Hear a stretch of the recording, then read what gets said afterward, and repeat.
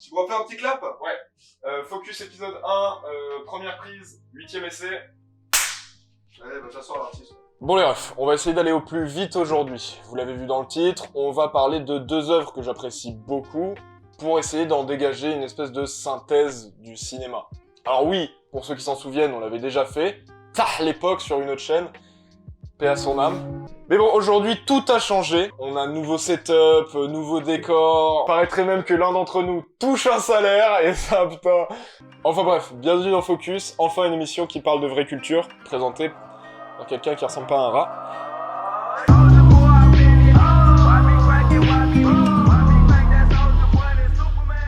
Pour commencer, on va redéfinir 2-3 bases ensemble.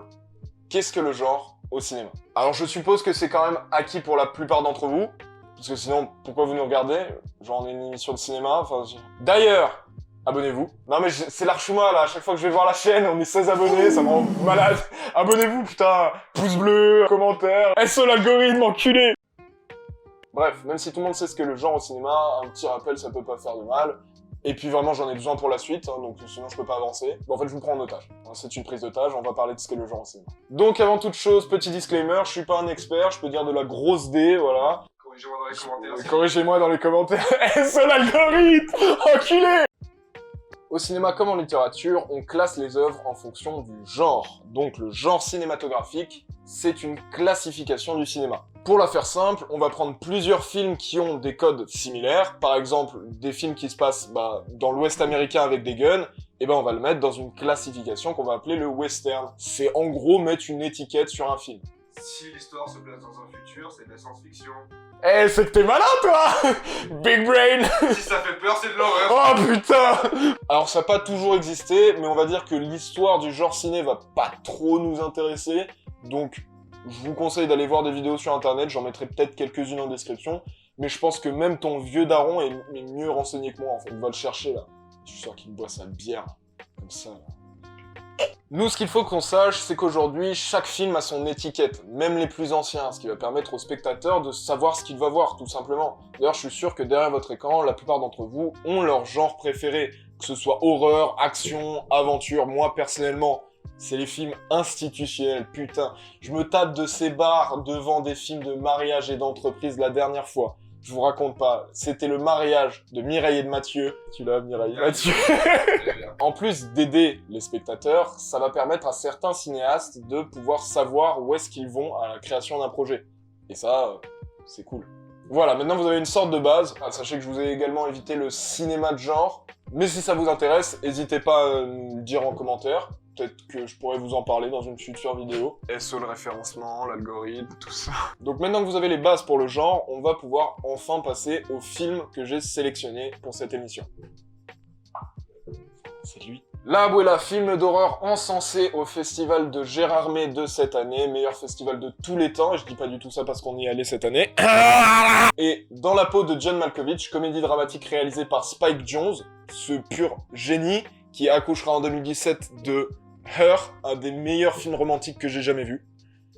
J'ai un peu digressé, un peu, mais c'est ça. Bon, pourquoi ces deux œuvres? Elles n'ont pas le même âge, pas les mêmes réals, pas les mêmes ambitions, pas les mêmes genres, alors vraiment ça fait genre 10 minutes que je vous bassine avec ça, et que genre la plupart d'entre vous sont partis parce que c'est inintéressant au possible. Alors soit je suis fou, ce qui est probablement le cas, soit il y a un petit détail qui fait toute la différence. La thématique. Ils ont exactement le même concept.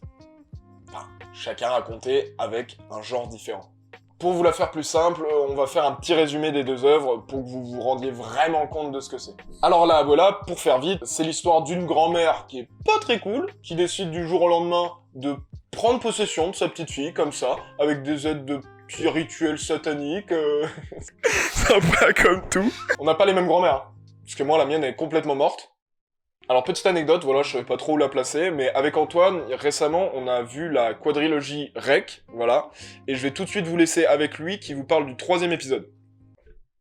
Antoine, dis-moi sincèrement, qu'est-ce que tu penses de REC 3? Bah, ce que je dirais, c'est que c'est un film politique. Pourquoi? Après, je sais pas, je l'ai pas vu, je me suis endormi. C'est gras, mal filmé, dénué de toute réal. Voilà. Mais par contre, La Abuela, c'est vraiment un bon film, hein, genre, regardez-le avec des potes, ou genre si vous ramenez une meuf, tu sais, pour la réconforter, vu qu'elle a un peu peur. J'ai ramené ma Jules. Non, mais ça empêche pas, hein, je le sais. La suite, donc, Dans la peau de John Malkovich, c'est un film où on va suivre plusieurs personnes rentrer à l'aide d'une trappe dans le cerveau de John Malkovich, qui est un réel acteur, qui a une filmo d'ailleurs qui est très cool, et franchement j'aime beaucoup ce gars. Il a notamment fait After Reading McQueen, là, Ah oui, je vois. avec George Clooney et Brad Pitt. Donc c'est de la fiction basée sur une personnalité réelle. Franchement, c'est assez drôle et en même temps ça fait réfléchir, notamment sur les relations amoureuses. Je vous conseille de ouf ce film. En vrai, regardez, il tourne depuis tout à l'heure au fond. Top. Topi top. Enfin bref, ce qui va nous intéresser nous, et là je suis désolé mais je vais devoir laisser une petite zone spoiler, c'est la raison derrière l'existence de la trappe qui mène au cerveau de John Malkovich. Et cette raison, c'est lui.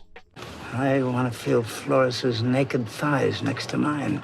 I want my body to inspire lust in that beautiful, complex woman. I want her to shiver with a spasm of ecstasy, Schwartz. Alors lui, c'est un gars qui adore le jus de carotte, mais qui n'aime pas trop la mort. Alors, à chaque fois qu'il est sur le point de mourir, bah, il décide de transférer son âme vers un corps plus jeune. Et celui qui a été choisi pendant le film, bah, c'est John Malkovich. Voilà, je vous épargne quelques détails, mais encore une fois, franchement, allez voir ce film. Il défonce, il tue sa mère. Antoine, qu'est-ce que t'en penses? Tu ne l'as pas vu, tu fermes ta gueule. Bon, pas besoin d'être un génie pour voir la ressemblance entre les deux synopsis, la preuve, même Antoine a compris. Mais ce qui va nous intéresser et ce qui m'a poussé à faire cette vidéo, bah, c'est tout simplement la différence que va entraîner le genre.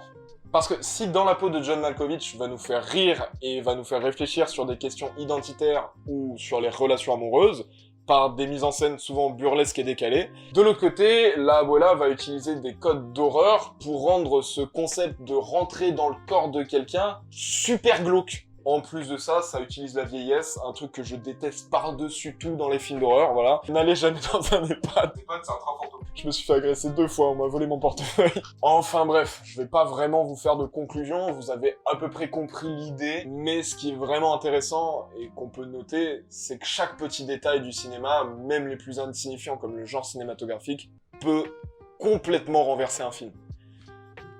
Voilà. Sinon, là, ça va être le petit instant promo, donc si ça vous intéresse pas, vous pouvez y aller. Je vais juste vous dire d'aller vous abonner à la chaîne, de laisser un commentaire, laisser un pouce bleu, tous les trucs de merde qu'on vous dit d'habitude. Mais c'est juste que nous, ça va tellement nous aider, vous vous rendez pas compte, on est des petits youtubeurs, vraiment, tout le monde s'en bat les couilles de nous. On essaie de vous faire du contenu le plus quali qu'on peut. Je vous laisse aller regarder un peu ce qu'on fait sur notre chaîne, hein, que ce soit Repeat de ce côté-là, SO Antoine. Gros shout-out aux mecs qui ont commenté Repeat. Ça donne de la force, ça fait plaisir. T'as niqué l'éclairage, c'est sûr, c'était immonde. Et sinon, on va aussi faire les best-of de notre émission live Le Crépuscule, qui a lieu toutes les 2 semaines le mercredi. Je vous encourage à aller voir sur la chaîne des Arcanes, SOAE. Et puis voilà, je crois que j'ai pas grand-chose à dire. C'est la meilleure scène du film, voilà. Voilà, et puis pour Focus, on va essayer de vous en produire à peu près tous les mois. Je vais pas vraiment vous certifier que ça sera vrai, mais voilà. Vous allez retrouver pas que moi à l'écriture, ou même devant la cam.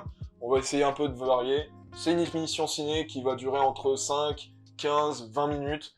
Voilà, on va essayer de vous en produire le plus, mais vu qu'on taffe à côté, c'est assez compliqué. Voilà, notamment un qui fait un 37 heures, putain. Bref, merci à vous de regarder ce qu'on fait, et puis la bise. Allez, c'est bon, allez, on en parle plus.